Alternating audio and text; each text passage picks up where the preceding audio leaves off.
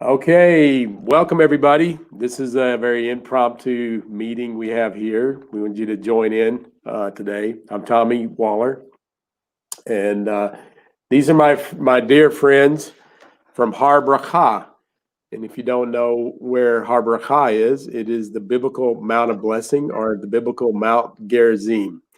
It's a beautiful mountain where that's growing with many Jewish families coming to it, and there's an issue that we want to talk about today. I want to introduce you to Yonaton Behar, who's a representative of Har Bracha, and my friend Chaim Morgulis, who is the city manager of Har Bracha, the Mount of Blessing. He's been called of God to lead the Israelites back to the mountain of Israel, and both of these men are dear friends, longtime friends of mine, and so there's a lot of issues here.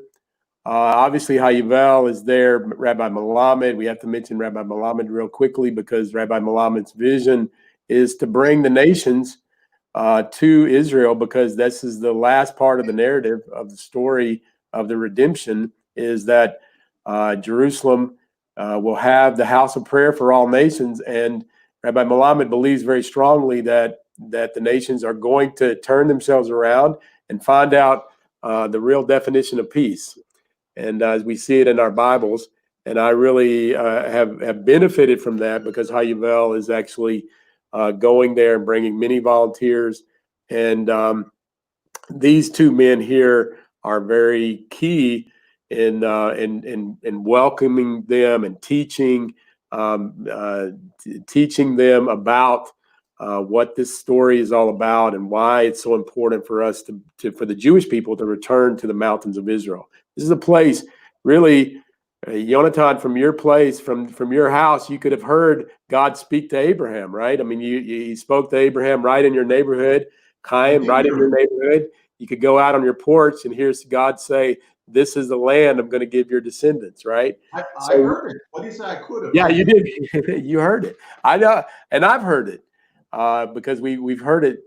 God is still speaking it. He didn't just say, "Oh, rats, we made a mistake," right? No, God is clearly still very good on His promises. So maybe Yonatan, maybe what you want to just start. I know, Chaim, you had a meeting yesterday with some things, and maybe I don't know how much detail you want to go into that, but maybe some of your concerns. But Yonatan, what do you give us a little backdrop to what we're facing here, what the situation is, and why should it be important to the evangelical community, and what can we do to help, or what can we do to make this situation better, because we're not understanding in the evangelical community, because what we're hearing is the deal of the century. We're hearing that there's going to be sovereignty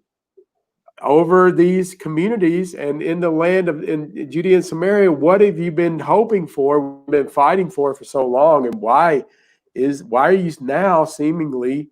It seems like you guys are standing against this. What's up? What's happening here? Okay. Well, first, shalom from Barbarossa, from the Mount of Blessing, Mount Gerizim, historical, biblical, geographical, very important point in the map of Israel, right in the center of the present state of Israel. And I would first like to start off by saying that everybody has to realize that there is no greater miracle in the past, in the present, and maybe even the future than God bringing the Jewish nation after being in exile for 2,000 years, scattered through four corners of the earth. God is bringing back the Jewish nation to the land of Israel, just as he promised in his Torah in the Bible, and just as he promised through his prophets. We're seeing the prophecy come alive right in front of our eyes today. We're living the prophecy, and it's just from being in exile and being downtrodden and being murdered and slaughtered and raped and imprisoned and you name it, the Jewish nation has once again arisen from the dry bones, as the prophet said, and come together, and we're building the land of Israel. We are returning to the land of Israel. We're building our houses. We're building our families. The birth rate is up. The economy, other than the coronavirus, of course, is up, doing pretty good. All these things are tremendous miracles. And I think anybody who has eyes in his head can see it and can realize it. And I think what I would like to, my message to the evangelical world and also to all human beings who are good people, who like good and dislike people bad, to open your eyes, see the miracle, and support Israel. Support the miracle that God is performing before our eyes. Be a supporter of Israel. Be a lover of Israel. Come and visit Israel. Do whatever you can. Speak to your representatives. We are in a very, very difficult situation right now. There's a war going on here in Israel. You probably don't hear too much about it in the media, but it's a silent war, I would say. There's a land grab going on now here in the land of Israel. The Arabs are trying to, as much as possible, before the deal of the century is completed. And on the other hand, we, the Jewish nation, are trying to build as fast as possible and to expand as far as possible so that, God forbid, when this deal of the century of President Trump does go through, we will be in a better situation than we are today, and that we will be because he's also attaching to the 30% sovereignty, recognizing 30% of Judea and Samaria as being sovereign part of the land of Israel, the state of Israel, a PLO, a Palestinian state on the rest of the territory, and a 4-year building freeze, which we can never agree to. In my eyes right now, the building freeze is even more important than the Palestinian state, because we are commanded by God to build the land of Israel. That is one of the most major and important commandments that God gave the Jewish nation, is to build the land of Israel. As I tell you, Tommy, as I told you a million times, and all the people, all the great people who come from High Yovel every year to help out vineyards, and I come to speak and I say that our holy rabbis, our holy and wise rabbis taught us that there are 613 commandments in the Torah. And if you were to put 612 on one side of the scale and one mitzvah on the other side of the scales would be even. And that one commandment is settling the land of Israel. So it's that important. It's a mind-blowing concept if you think about it. That the commandment, that one commandment is equal to all the other ones, to eat kosher, to keep the Shabbat, you name it, Yom Kippur, all of the holidays and everything. You'll have to explain kosher to our Christian audience, so we'll understand what that. It's a Jewish dietary. Oh, okay, I got it.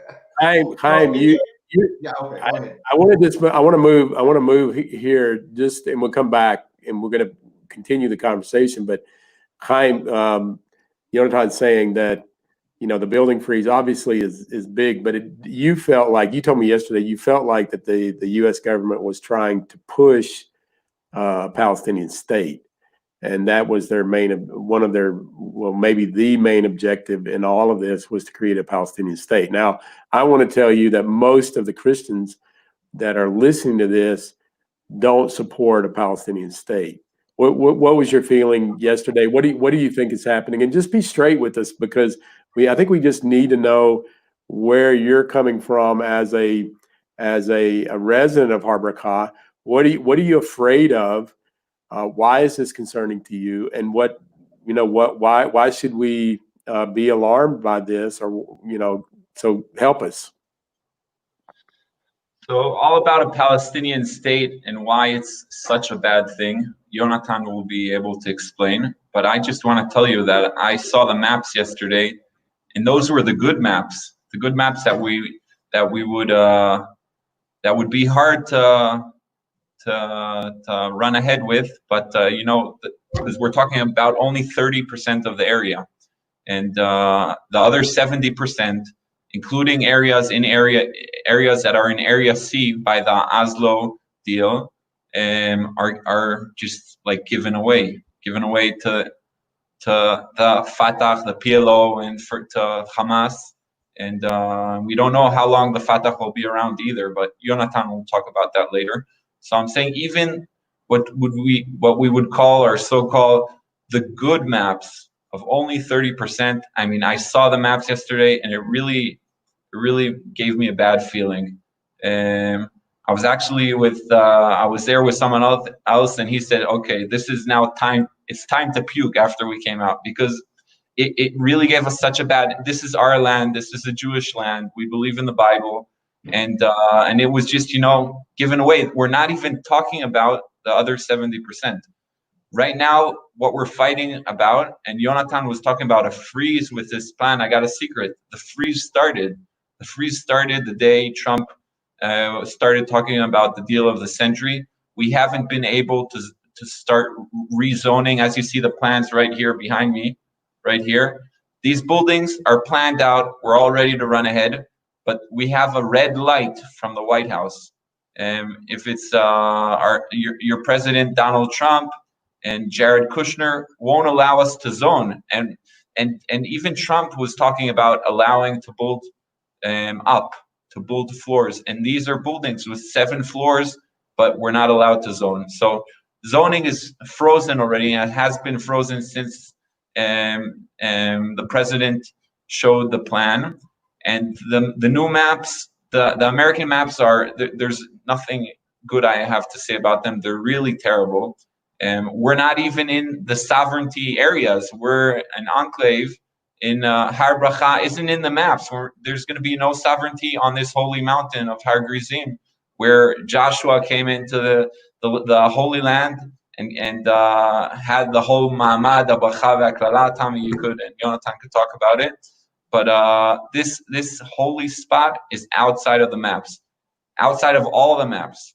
And what we're asking is, if you're splitting the Holy Land into pieces and giving it away to Hamas and to ISIS, or so-called Arabs that could and would take over this area if Israel wouldn't be here, so at least give us, I mean, you're not even giving us an option to grow. You're not even giving us an option to have the community grow in a regular, kind of way, because we're building and in order for a healthy community to live on. So the old people need their old age homes, and the young kids need their schools. But if you won't allow us to zone and won't allow us to build our plans, so we're totally choked. There's nothing we could do. This is like Gush Katif, like the Gaza Strip.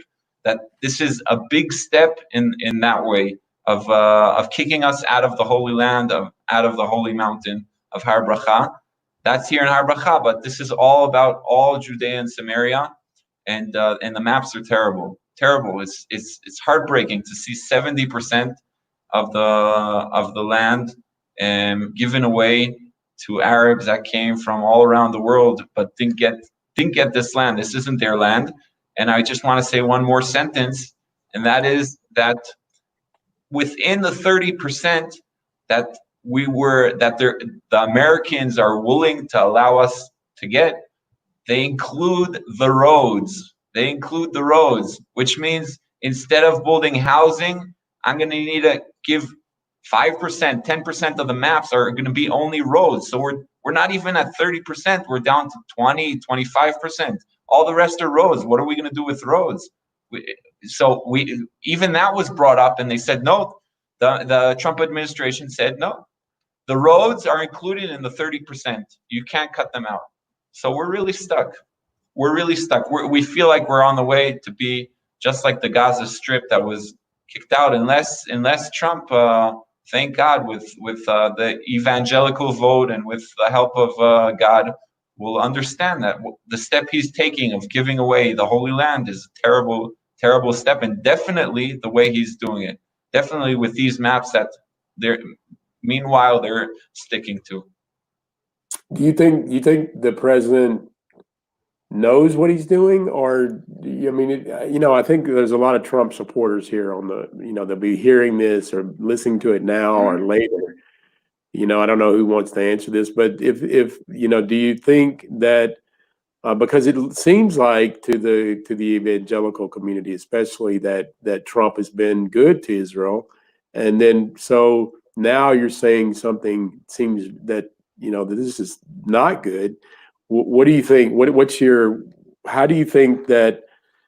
One, is he trying to do good, and we need to change his mind about certain things? We need to help him as responsible voters and responsible citizens of the U.S. What's your thoughts on that? I think President Trump was misguided. I think President Trump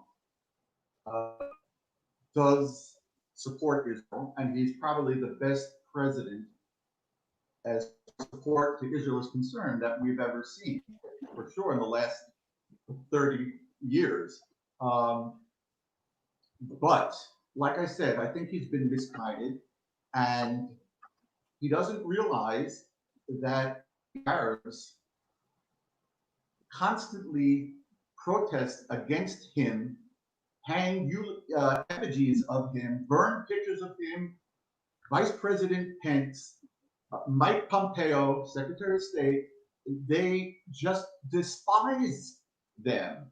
Whereas we, the Israelis, we love America. We're in a bond with America because we have the same values and we have the same mindset. And it's unfortunate that some of his advisors, such as, unfortunately, Jared Kushner and Ambassador Friedman, have agreed to giving the Palestinians who hate them 70% of Judea and Samaria, the heart of the land of Israel.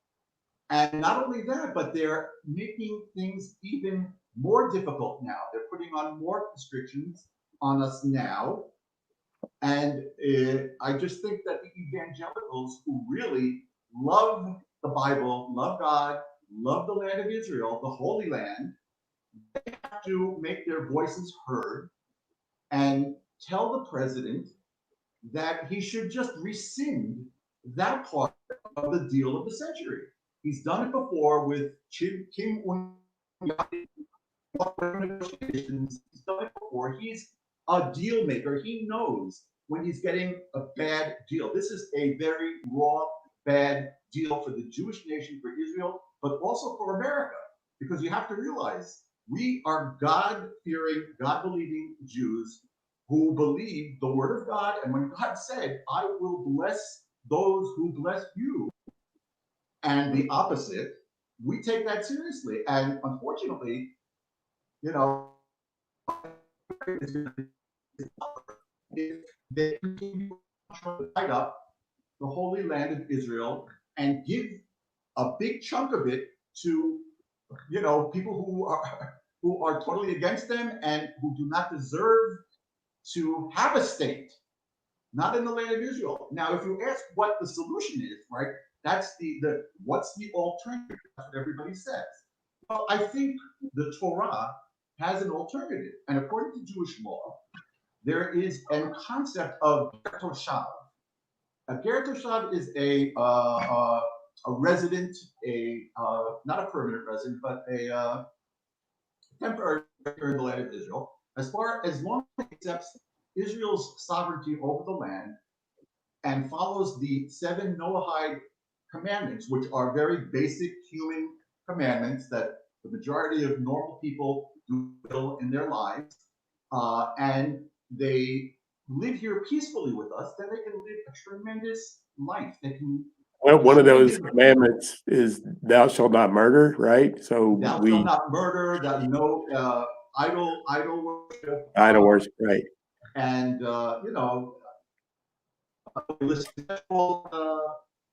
things and so forth. But they can join in the tremendous blessing that God is showering upon us here in the land of Israel. The land of Israel is the land of milk and honey, and it's flowing. And they can live here in peace with us. They can prosper, but they can't pick up Molotov cocktails.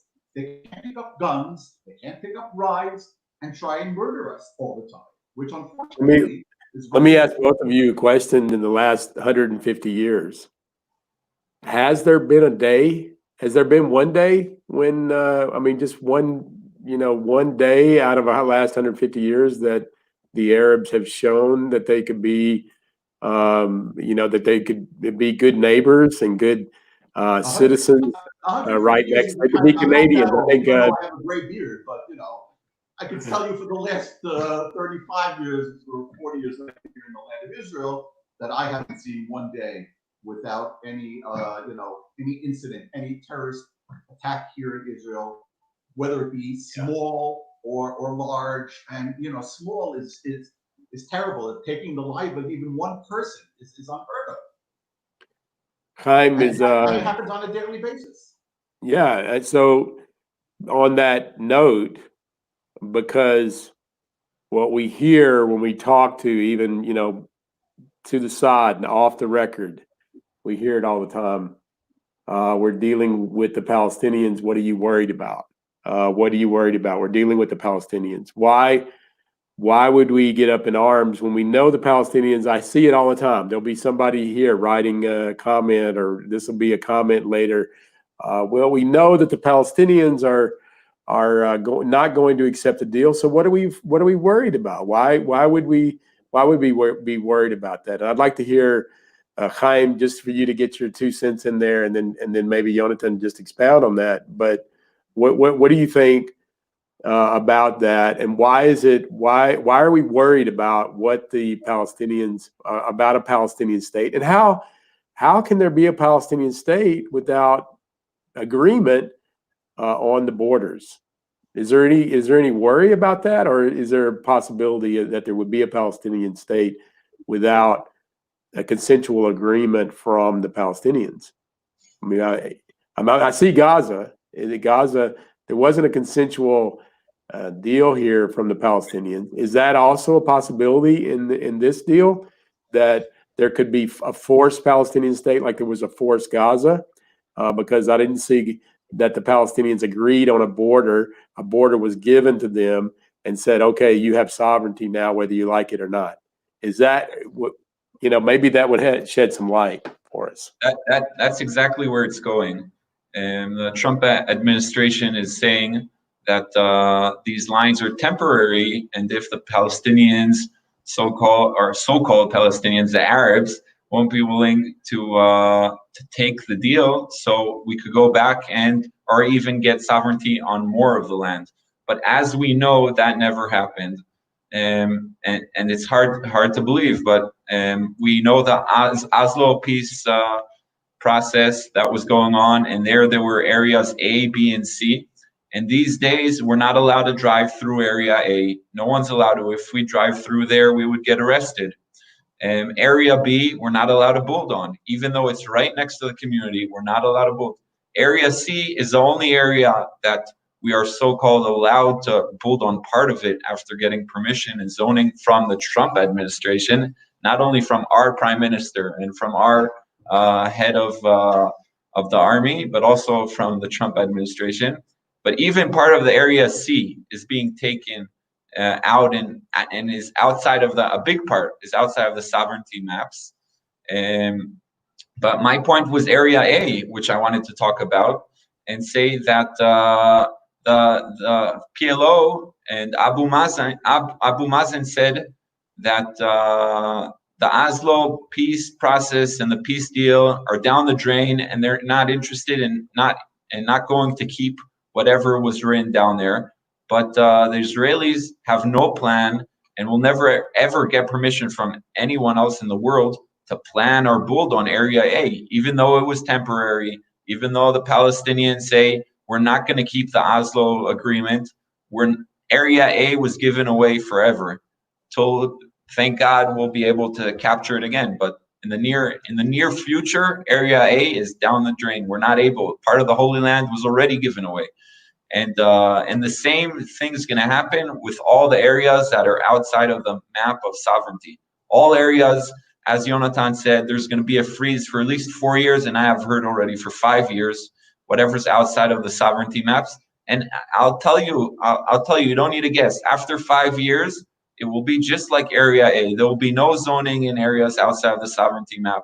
There will be nothing given back. There won't be sovereignty on more areas. I hope I'm wrong. I really hope I'm wrong. But right now, it seems that's what it looks like. And that's where it's going. And that's why the Trump administration isn't willing to allow us to add more land into the sovereignty maps. Because if they add more land, so we'll be able to build. And they're not. And that's the way it seems. It's really hard to say, because we really respect and appreciate President Trump and everyone around him. But it seems like Kushner and our president are cutting down on us. As I said, we're not even talking about 30% of Judea and Samaria. We're down to 25%, and it's really ridiculous. It's killing us. It's killing the communities. We're an enclave. We're not even going to be inside. We're not going to have roads. No one even knows how we're going to be able to get back. But to get to the cities, 70-80% of the people here work outside of the community. There's going to be no way for them to get to work. It might take 3 times the amount of time. They might need to go through the Jordan Valley all around to get to Tel Aviv, which would be a crazy loop all the way down almost to Jordan and then back to Jerusalem. The same story, from an hour away. It'll be around an hour and a half or 2 hours, and the map's just gonna crack down on us and kill the community. That's where it's going. So explain that a little bit, because like if you're going to say, because I know you guys visit the holy sites, you're going to Shiloh, or you're going to Jerusalem, or you're going to Hebron. What will you have to do to get to Hebron from Har Bracha? That's a great question. We'll need to go around 3 roads. Instead of going on Route 60, we're going to need to go all the way down to the Jordan Valley, come back somehow back to Jerusalem, then from Jerusalem. Chaim, 1 second. Yeah. Go ahead.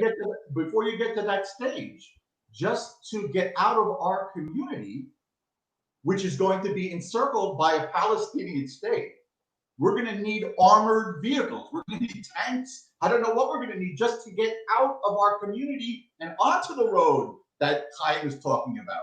You feel like that Yonaton, what you're saying is you feel like that the Palestinians are going to be really empowered, encouraged by this, because now they're going to be surrounding the Jewish community of Har Bracha. Let's just pick Har Bracha, but there's like 15 or 16 different communities, and you're going to have we had a deal like this in the 1930s, right? I mean, in the beginning, when they started creating the ghettos were enemies outside of a Jerusalem compound. So basically, we're going to have a Jerusalem. I'm not being wild in my thought here, but you're going to have to say that the outside of your fences, or even if you have a fence, some of you, there's no fences in some of the places, but you're going to have a line here. You don't have to go back to 1930. We just saw what happened in Gush,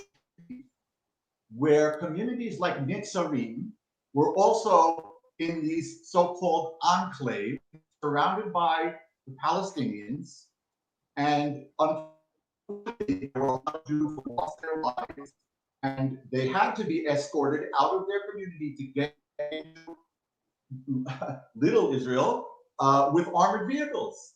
And, there were rockets being shot at them all the time at their school buses and you name it. So we're looking basically, like Chaim said, we're looking basically at the same type of situation. If, God forbid, this deal goes through. Now, of course, we support President Trump. We think he's a amount of good for the state of Yonaton, Israel? Yes. the more you move your hands, the worse the internet goes. So the less. Sorry about that. You know, Jews speak. Oh, it's a big secret. Yeah, you're like a Baptist preacher. You got to use your hands and throw it. The less you move, the more clear it is, because they use the same background and they don't change it. The video catches on. Okay. Now I lost my train of thought. In any case, when I was saying that the situation, President Trump, thank you for everything you've done for us up until now, the embassy and recognizing Jerusalem as the capital and the Golan Heights, but we cannot accept a situation where our lives and the lives of millions of Jews and the existence of the state of Israel is in danger. It's just, it's unacceptable. Amen. Amen. So we have to, this is I think for us as Bible believers, we have to say this is a move of God. And we believe that. I mean, as unpopular as it is now to believe in God and to believe in the Bible, there are few of us that are still out here that believe that this is a war against God's name. This is a war against the sanctity of God's name, and his name is wrapped up. We even say in the Christian community, the God of Israel or the God of Abraham, Isaac, and Jacob. We use those terms that the Bible uses, and so. What is the God of Abraham, Isaac, and Jacob? A God that made a promise to three people, and that you guys are actually walking out this covenant, this place, and it's not a radical thing. People are labeling you two, as the terrorists. Or the, you're the settlers. You're the ones that are causing. You're the obstacle to peace. Hayabel's even been in that category, the obstacle to peace. So we're not the obstacle to peace. We are the solution to peace. Yeah, and you're not like we said before. You're not. Not one person in Har Bracha is looking to kill Arabs. Nobody that I've ever met. They're all wanting peace, and I think that that's a misconception that the media is trying to put out there. That you guys and your children, and how many grandchildren do you have now, Yonaton? And plus or something. Yeah, you're. I mean, I'm seeing it all over Facebook. You're just a family person, and Chaim, your children are beautiful children. You're raising your children, your small children, and your small grandchildren on this mountain, and it's and you want a peaceable place. And what you're describing here is a potential, not I say highly likely that we're going to see. Unfortunately. Chaim, you're in a building where Itamar Ben-Gvir was was a dear friend of yours, very dear friend of both of you guys, and he was murdered just a year and a half ago or whatever, and this is what we can expect, more murders of Jewish people that are just trying to live out. What a great man Itamar was, because he was a teacher. He taught junior high school students, and they loved him. They were endeared to him, and yet he's at a bus stop, and a terrorist, a murderer, just stabs him, and so this is even more of a setup for the same. And so we're looking for a president like Trump, because no other president really is as strong as Trump. I think we would all agree. He's the strongest president we've seen probably in the history, to be able to do what's right, to do the right thing. I use this story, and I just want to use this in here, but Truman, who was also kind of a rough character. President Truman was a rough guy. The buck stops here. He was very, very strong. And but he made a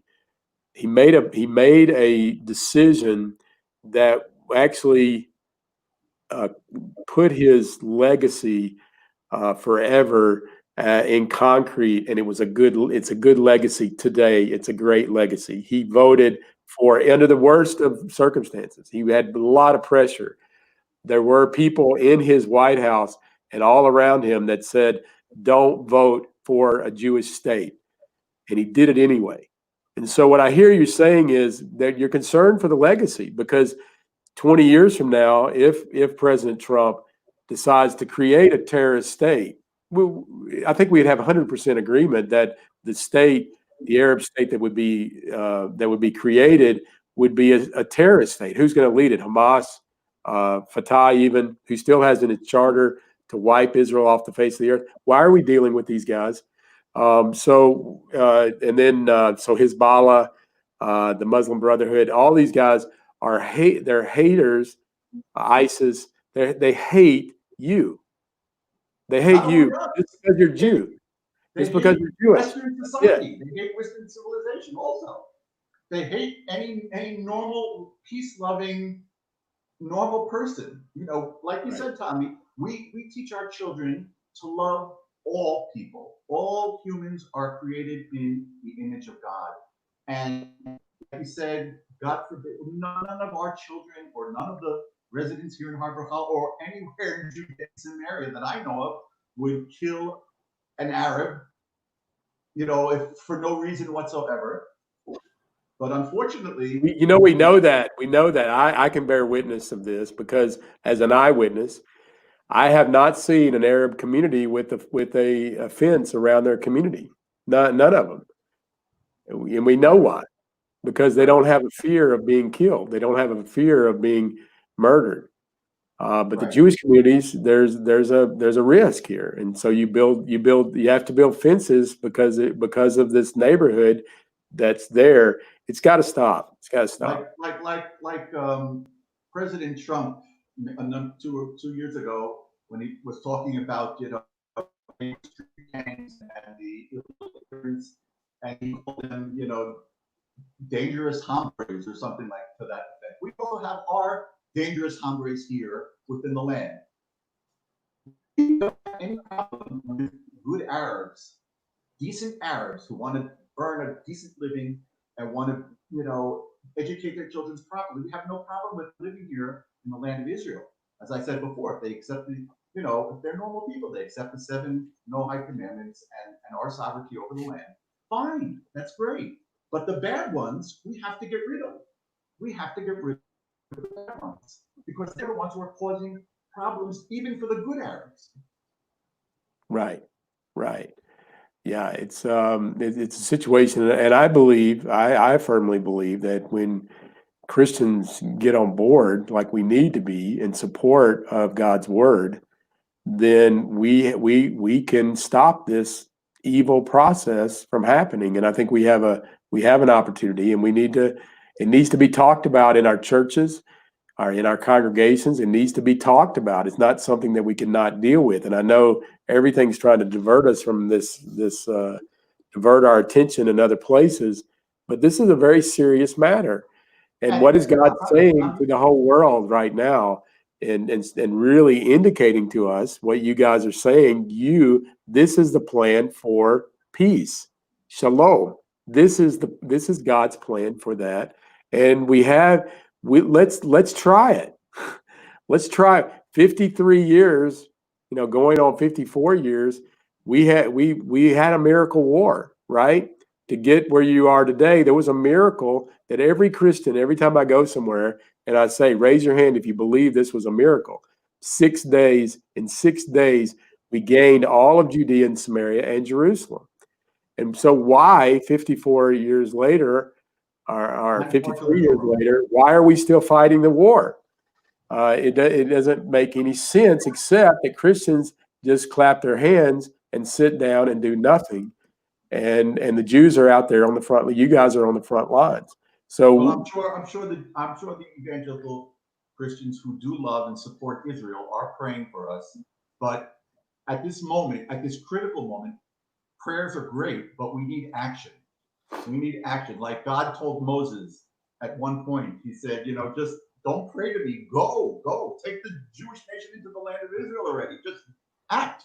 So that's what we're calling for right now. It's a critical period. We only have about a month to go until Prime Minister Netanyahu has decided that he's going to push the deal of the century through the government and through the Knesset. And so it's really a very, very critical time. And we're calling on all supporters and all lovers of Israel and of good in this world to do whatever you can to put pressure on your representatives, on your senators, on your congressmen, on your councilmen, whoever it is, your rabbis, your pastors, your preachers, whoever it is, to get the word out that the land of Israel is, God forbid, about to be cut into pieces, which would be a terrible desecration of God's holy name. We're going to be left with crumbs. Go ahead, Chaim. I'm saying we're going to be left with crumbs. It's real. It's not even pieces. I saw the maps. They're terrible. There are a lot of crumbs and a lot of Palestinian state in red. That's the map. I just wanted to say one other thing.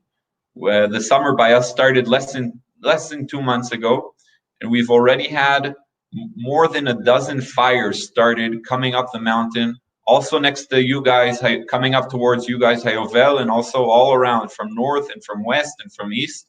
And some of them are day after day and the same day with firefighters all over. We're at war already. We don't need to be put into crumbs. We don't need to be in an enclave without any option to get out of there. No roads, no way to get to our families outside of here or to work. We have enough trouble. All we're saying is, help us at least leave the land the way it is, but don't make it worse. The plan. They claim to love the land of Israel, and meanwhile they're burning it down. How do you explain that?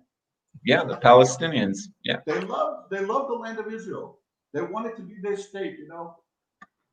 Why are you burning down all the trees? Why are you burning? We have right here a forest on Gerizim that in the last 5 years has totally disappeared. They just burnt it down so many times. There's nothing left. Nothing.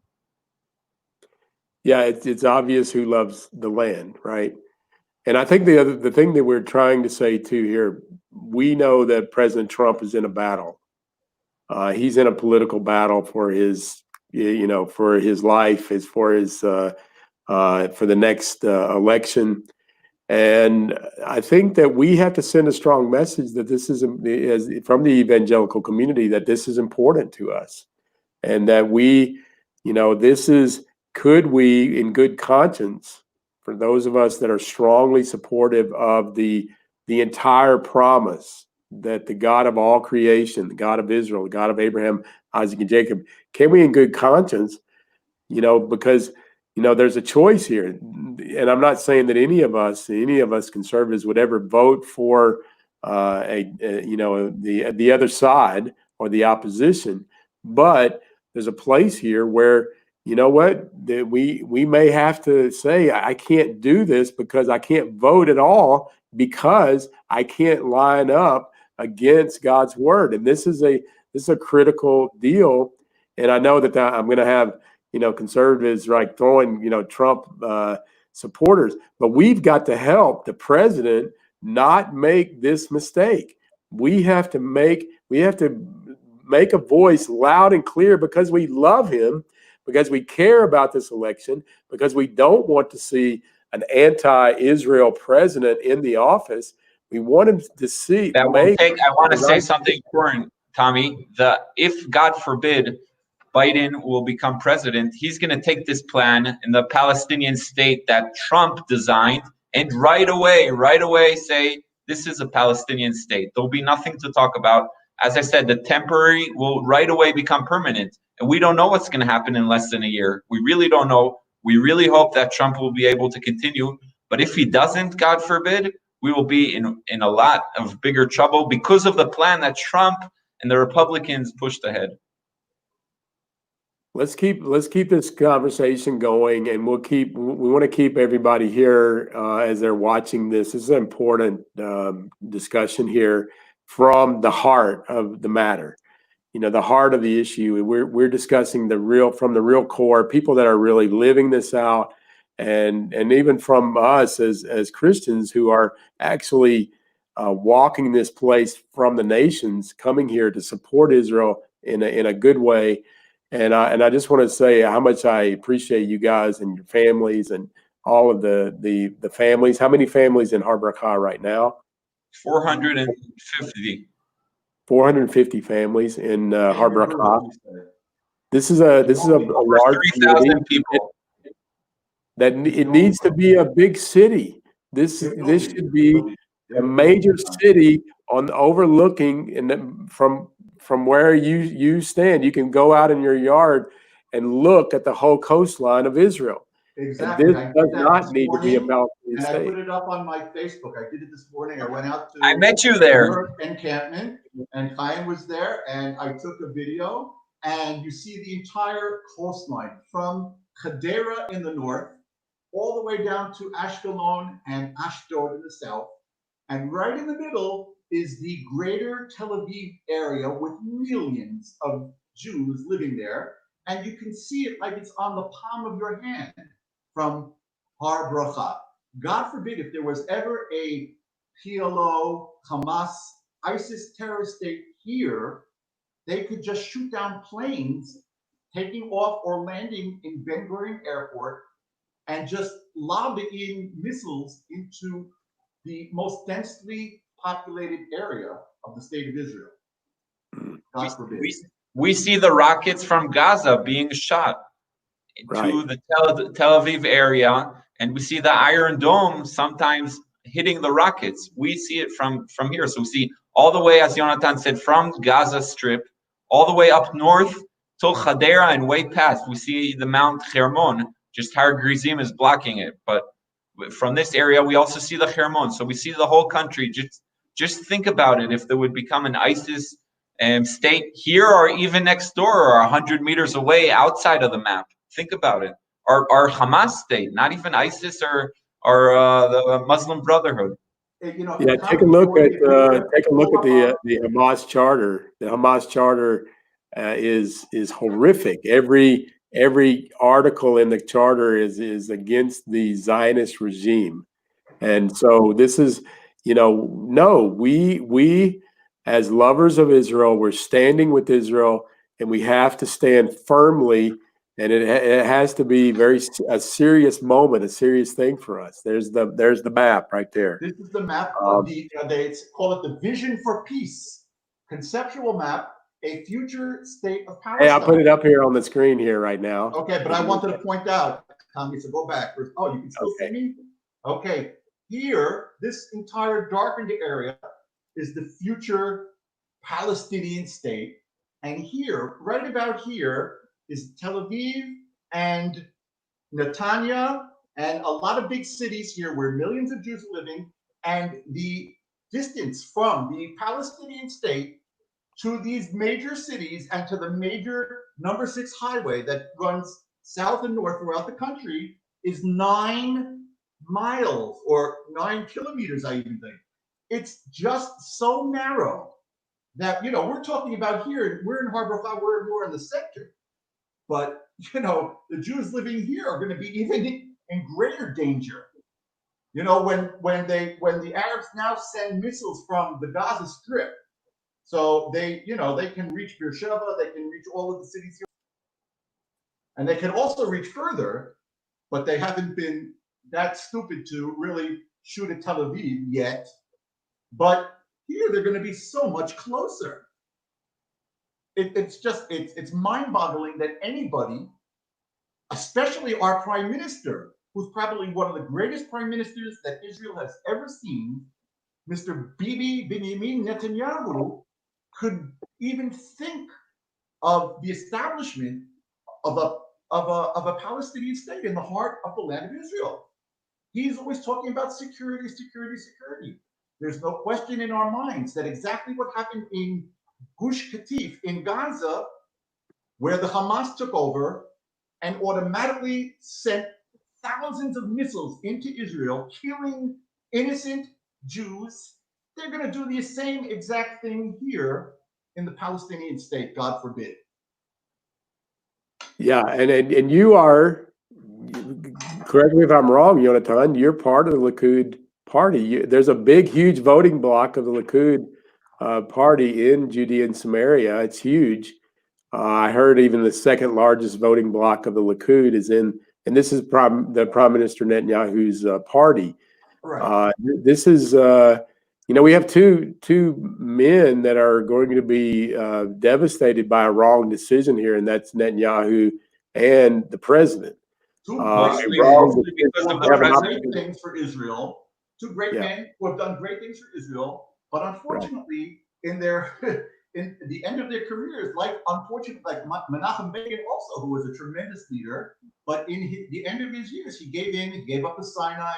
He is the one who actually set up a Palestinian state by giving them, letting them have police officers and whatnot. Ariel Sharon. Unfortunately, God forbid, that could happen to Prime Minister Netanyahu and also to President Trump, that they will go down in history as the ones who brought terror and death and murder and blood of Jews, God forbid, just flowing in the streets of Israel. We've seen it before. We saw all of the buses. We saw all of the terrorist suicide killers putting bombs on themselves and going into buses and just murdering and maiming innocent Jews, just wanting to get to their work or go home or go out for a pizza or whatever it was. And they just blew them up into pieces, into smithereens. Yeah. And that's God forbid, that's exactly what's going to happen. And you and I together bore witness of a suicide bomber together. That's another story. That's for another time. Yeah, that's for another time. But we've seen it. You and I together have been eyewitnesses to that deal. That young boy that we both saw was going to murder, no telling, God forbid, how many Jews were going to die. And we have no doubt on our minds that exactly what's going to take place within that 70% of Judea and Samaria that is going to be the future Palestinian state. It's going to be overtaken by Hamas. It's going to be overtaken by ISIS. It's going to be overtaken by terrorists who their only goal is to kill Jews and to destroy the state of Israel. Absolutely. And anybody, I'd love to hear from any Christian that would disagree with that. And if you can't disagree with that, then it's time to move in this direction, supporting the Jewish community, talking to your politician, giving him phone call. Be bold. This is something serious. This is happening as if it is happening to us. We're saying, what does the psalmist say in, was it 126? God has done great things for you guys. And then you're reminded that God has done great things for us. And we have to be that reminder to you guys what God is doing. And it has to be great things. And we don't need to be, God forbid, that God sees us as being against what he is actually trying to do, what he is doing. Not what he's trying to do, what he is doing. And at this critical time, now is not the time to be silent. Because if you're silent, it's just as bad as if you were, on the other side, on the Arab side. Silence is the worst thing that you could possibly do in this critical time. Always indifference. If it wasn't for indifference, as we've heard from the Jewish people, if it wasn't for indifference, there would not have been a Holocaust. If it wasn't for indifference, this issue would already be settled, 53 years ago. So we need, it's time for the Christian community to come together, to start walking out our faith, stop, walk out of the country club, walk out of the places that, where you're at. And I'm saying to my Jewish friends as well, I mean, I'm sure you would say it the same, that, we got this deal, but America is falling apart. We need to get on with the plan of God and get right with God and see prosperity come back to the nations that are with God in this process. And we're going to see it happen. I believe the coronavirus, forgive me for saying this, but you could say it 100 years ago and everybody would be clapping their hands. But right now we have such an anti-God atmosphere but let's go in this direction and see God deal with these plagues, deal with these division and divisiveness that's happening, and let's get on with the business of making God's name and sanctifying God's name in the world. And that's for the nations to also do, not just the Jews in Israel, but for the nations to be involved in this. And so I want to say thank you. And I know, let's keep this conversation going. Maybe we can come back next week with an update where you're at and what's happening. What's the news for today? How can Christians pray? You're going to have a place where we're going to have a house of prayer for all nations. We got to learn how to pray for Israel. It's got to be for us, even for the nations, that we not forget Jerusalem, not forget what God has given to the Jewish people, to the whole world as a gift, and we need to be pressing into that. So I would also just say too. One thing, we have faith in God. We have complete faith in God that the final redemption will come. The question is, will it come in a very pleasant way, or will it come with a lot of problems, a lot of trials and tribulations, like coronavirus, like the demonstrations that are going on throughout the cities in America, locust plague, different types of things going on in the world. And I'm not a prophet, and I'm not the son of a prophet, but I do come from a nation of prophets. And I think if you just open up your eyes and see what's going on, God gives us a wake-up call that He wants His children to return to the land of Israel, to live in the land of Israel, build the land of Israel, and let's do it in the best possible way. If we listen to the word of God and we fulfill His commandments, and like I said, the number one commandment is building the land of Israel, then I have a feeling that things will be a lot better. Amen. Amen. You broke up, but I think we heard the word, the message there. Chaim, you got any last parting words here for us?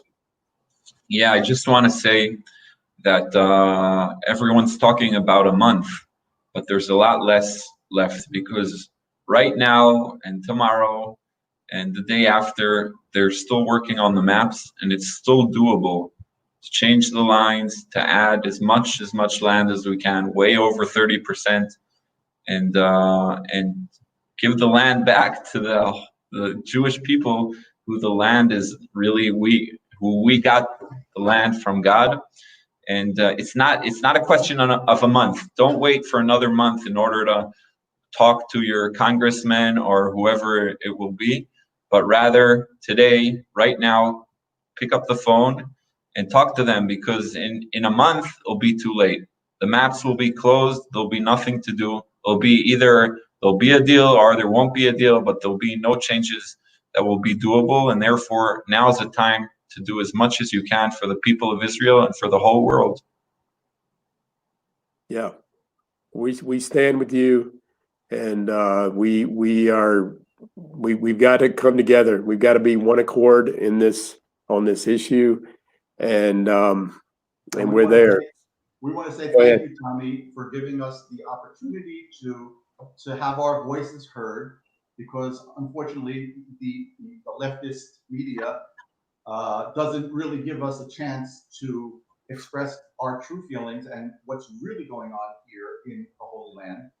So we want to thank you and Hayobel for all you do, and for all of the volunteers, thousands of volunteers that you bring here to Israel, to Har Bracha, every year in and year out for the last 15 years. And from all over the world, Australia, China, you could probably name all of the nations that these volunteers come from. They pay out of their own pockets. They don't get any money, and they work day and night in the vineyards picking the grapes. And it's such a blessing.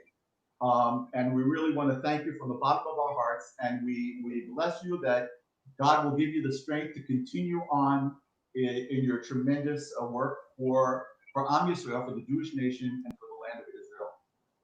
And the gospel. Yeah, we always felt like thank you for that, but we always feel like, and I always tell you this, both of you guys, that you guys think that you can have all, have God all to yourself, and we appreciate that you're allowing us to have a piece of the God and sanctifying His name by being the foreigners that Isaiah spoke about to come and tend the vines in Israel. We don't think God is only for us. We know that God is the God of the entire world. He's chosen the nation of Israel to be the light unto the nations, to teach the nations how to live a prosperous, blessed, happy life according to the word of God. And that's what we're trying to do our best here. And we all want the support we can get and get out there and get the word out. Get the word out. Speak to your, like we said, like Chaim said, speak to representatives. Today, go and do it. I know this coronavirus and the demonstration, lives matter no matter what, but nevertheless, we're talking about the Holy Land of Israel. We're talking about the nation of Israel. Like you say, Tommy, the right. Chaim, you're the city manager. Go fix his internet before the next broadcast. All right. He said we got most of what he said, but you got to do something about that. It's all on you because you're the mayor, right? With the new maps, there's no way to send the internet through because we're an enclave. Oh no. No, we'll have Palestinian internet, and that'll be only if we're lucky. Oh no. And then that could be a lot of problems. But yeah, fix his internet before we talk next week. All right. Okay, we'll see you next week, Tommy. Yeah, you guys have a good Shabbat and Shabbat Shalom. What a blessing. Please, I want to tell the people that are listening to this, pass this on. This is information straight from the heart of Samaria, straight of the heart. This whole deal. You're not going to hear this on family. How many calls from CNN have you guys gotten to state our Fox News or anybody talking to you guys about what's happening here? Not yet, but I'm sure they'll be covered. Well, we got to. Somebody's got to hear your voice, and you're good people, and you're God. You're doing God's work, and I'm really blessed to know both of you and all of the families there. So it's we're going to get to work. So we'll continue this discussion. Hopefully, let's get together. Let's talk about it after next week, first of the week, and let's just see where we're at. And when we want to come up here and make these live updates, but it's going to be important for the people that are listening here to get this message out and understand the critical issues here. This is maybe one of the most important videos I think that's on that's being made today because we need to be engaged. And Amen. It doesn't take that much. All you have to do, ladies and gentlemen, support the bill. Go to your phone right now, pick up the phone, call your congressman, call your councilman, call whoever you can, and say what is going on. Why is President Trump ready and willing to give the Arabs, who hate his guts and hate the guts of America, right, a state of their own in the heart of the land of Israel? 70% of Judea and Samaria. They're burning the American flag. They're making an effigy out of President Trump. They absolutely hate him. We need to help President Trump, make a good decision here. We want to see him with a good legacy. Right. Everybody agree with that? Yes. Yep. He needs to have a good legacy. Okay, we'll wrap it up here, and appreciate you guys. Lala Tov up there, or get some. Yeah.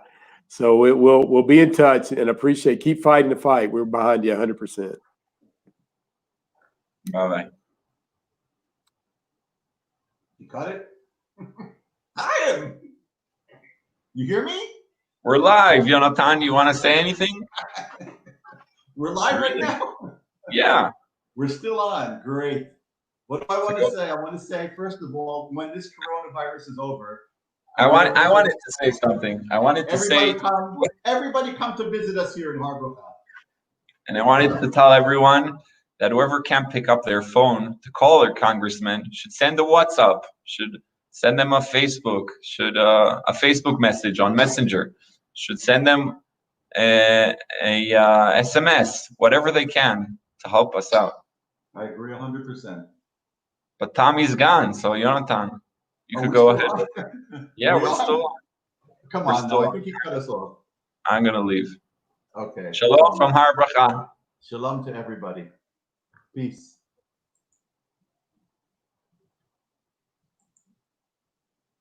You're still on. Stop the camera.